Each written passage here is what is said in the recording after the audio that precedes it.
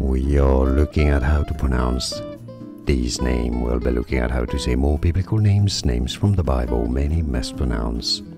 A military leader, judge and prophet too. So there are different ways of pronouncing it, okay?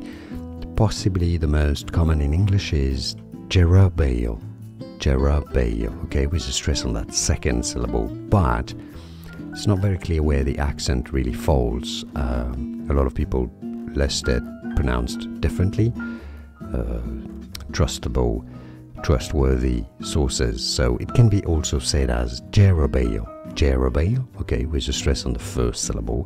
It can also be pronounced as Jerubbaal with a stress on the last syllable. So you can essentially put the stress wherever you want. So let's recap the three pronunciations: Jerubbaal, Jerubbaal, or Jerubbaal, Jerubbaal. Some say it also as Jerubbaal, Jerubbaal, okay?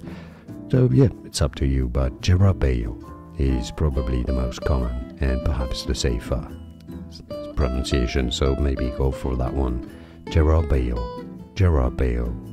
And now you know. Like this video if you found it useful, appreciate your support. More videos for you here. Thanks for watching.